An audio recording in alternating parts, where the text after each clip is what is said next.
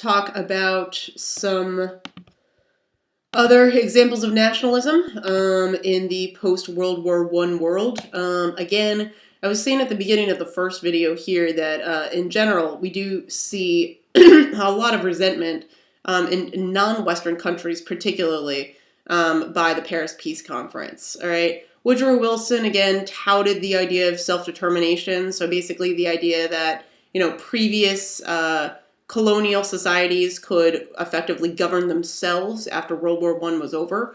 So many countries that were previously subject to colonial rule are very hopeful by Wilson's message. They sort of feel that the fact that many citizens of these colonial countries fought on behalf of their European mother countries sort of meant that they proved themselves able to actually, democratically rule themselves, right? So again, remember that, you had Indian troops fighting for Britain in World War I, right? So, you have these people kind of saying, well, we donned the military uniform, we got the guns, we are one of the reasons why you guys experienced victory, so therefore we should have our own democratic system. But what we're going to see is that the Paris Peace Conference does not deliver these results. Instead, you're going to see one prominent example when the Ottoman Empire breaks up. Britain and France establish what are called mandates. So basically, they're going to have indirect control over these different places. And also the former German colonies are going to be given to Britain and France, respectively. We already talked in the previous video about how the German sphere of influence in China, Shandong province, was given to Japan as well. So basically what we see is that, these non-Western countries aren't really, don't really get that sense of self-determination that Woodrow Wilson was talking about. So again, every non-Western country that was subject to imperialism is still controlled by a European country, right? So the idea that many people started to realize was that maybe the idea of self-determination was only applying to white countries of Europe, which was very, very disappointing to them. All right, so let's move on to look at how Turkey is shaping itself after the war is over. As we, of course, know, the Ottoman Empire comes to an end when they ally with the Central Powers during World War I and they're defeated, right? At first, Allied forces move in and they occupy Anatolia. So basically the idea, again, was that there was an attempt of the victors of World War I to control this territory. But what we will see is that, first off, even though Anatolia is occupied by outsiders, the Sultan does remain on the throne. He doesn't have very much power. He's really seen as a puppet for British forces that hope to control the lands of Anatolia.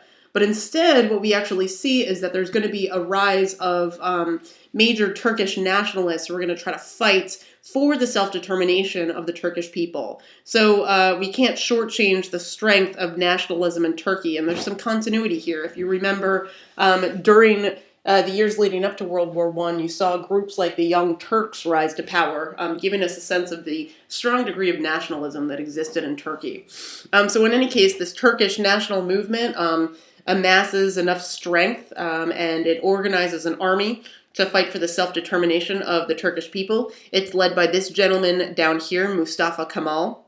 So in 1921, the Turkish nationalists do defeat the British. They drive them out of Turkey. And then in 1923, the Republic of Turkey is going to be established, and Kemal, the leader of the Turkish national movement, will become the first president of Turkey, and he's known as the father of the Turks. All right. So Kemal is going to pick up, as you remember, we already saw that there were some westernization efforts in Turkey towards the end of the Ottoman Empire. This trend is going to continue when Kemal becomes president of Turkey, right? So again, he's going to institute these policies that are going to try to make Turkey more similar to Western democracies. Kemal is really determined to create a secular nation as opposed to the previous focuses on Islamic influences in previous periods when Turkey was still the Ottoman Empire. We're also going to see significant educational reforms. He's going to implement reforms that concern women, including public education for both boys and girls. He tries to abolish polygyny, and also he works towards establishing suffrage for women. You also see some westernization efforts just in terms of fashion. Now Turkish men and women start to wear Western suits and hats. He also encourages the countrymen to do the same. So you see this is Kemal before and after his westernization efforts here. He's definitely dressed much more like a Westerner. And one thing that's important to realize is that he does institute progressive reforms, but in terms of his political control of Turkey, he's still very dictator-like in nature. So you could say that that sense of self-determination is not fully there, right? So again, it's not a 180-degree transformation for Turkey, but still in terms of some of the westernization efforts, this is, a continuation of that attempt for Turkey to sort of catch up with some of its Western neighbors.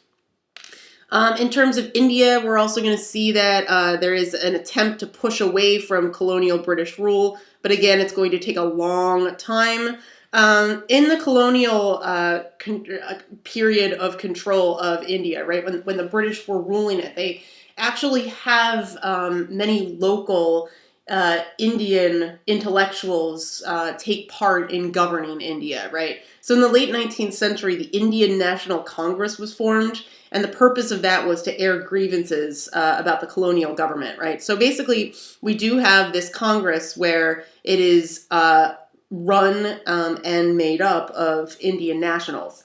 And so what we see is that this Indian National Congress is going to start to become a really strong voice for Indian independence by the end of the Great War in 1918. Again, remember that there were Indian soldiers who fought on the front lines in World War I, so they definitely thought that that participation in World War I should grant them self-determination.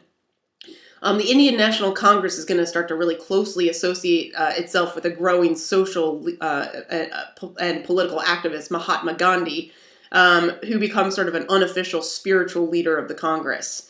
And the Indian National Congress makes it quite clear in the late 1920s that their goal is to establish Indian independence, right? It takes longer than that, but still, this is what they want.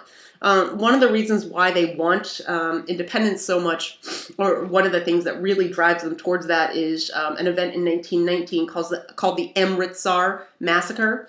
There was a popular Sikh festival that was taking place, and there was a peaceful protest that was taking place there. But these events, these festivals, were actually declared illegal by the British government. And so what happens is a group of British soldiers fire upon these nonviolent protesters in this festival. So the armed colonial forces fire dozens of shots into this unarmed crowd, and more than 300 people are killed in this massacre. So basically the result is that it starts to radicalize the Indian National Congress. They argue that this massacre is further proof that they can't continue to live under British rule. And it also starts to convince even the more moderate members of the Indian National Congress that they have to be independent from Britain. And so the idea that they're, sort of getting in the way of even peaceful events, right, really, really starts to mobilize the National Congress that British control is not the way to move forward.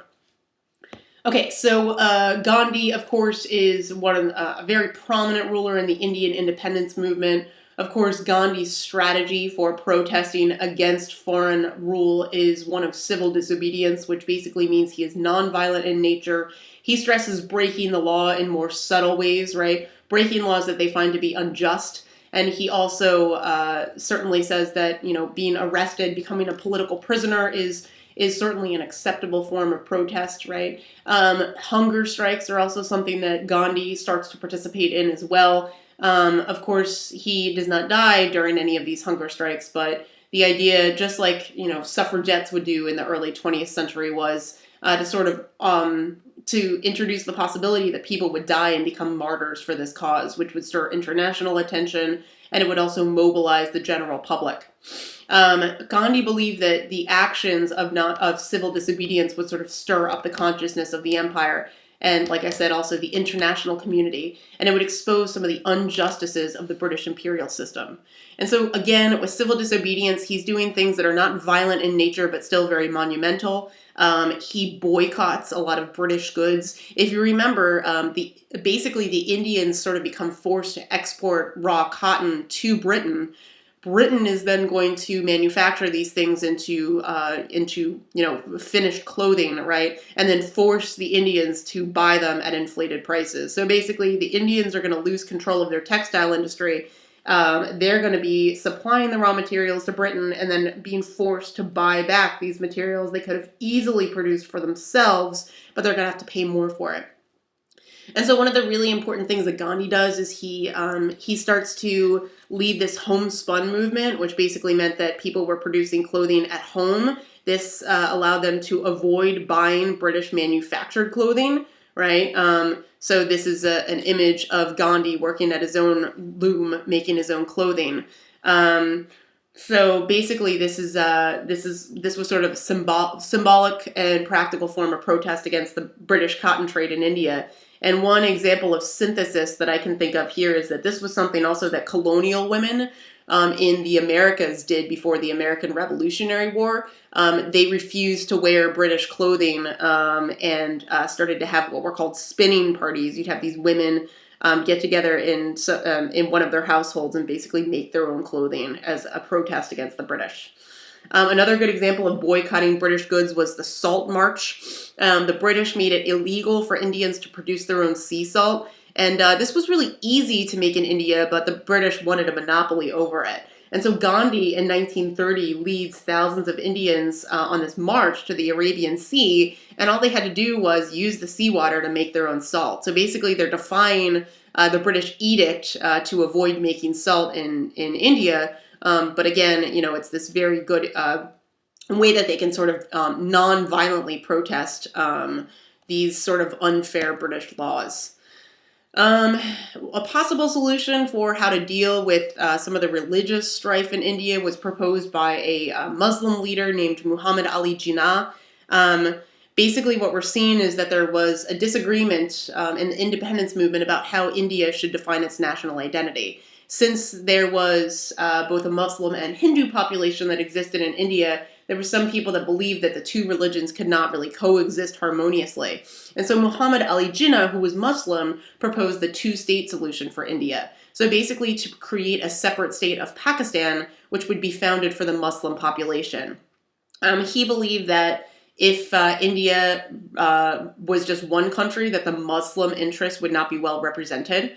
But the problem was that many Indian leaders, like Gandhi, as well as Jawaharlal Nehru, who becomes India's first prime minister, are very nervous about the possibility of the two-state solution. One of the problems is it's not like all the Muslims already live on this side of the border and vice versa, right? So basically what we're going to have happen is the British eventually, when India becomes independent in 1947, the British are going to adopt this two-state solution. So they divide in sort of an arbitrary way India and Pakistan from one another. And so what this does is it actually results in the forced migration of people who basically live on the wrong side of the border. Over 15 million Indians are displaced just because you have Muslims fleeing Hindu India and then Hindus fleeing Muslim Pakistan. And so this is going to be a huge disruption for the Indian population. And it's one of the major reasons why people like Gandhi were opposed to the two-state solution to begin with. All right, so that's it for India. We'll talk about independence movements in Africa in the next video, so stay tuned.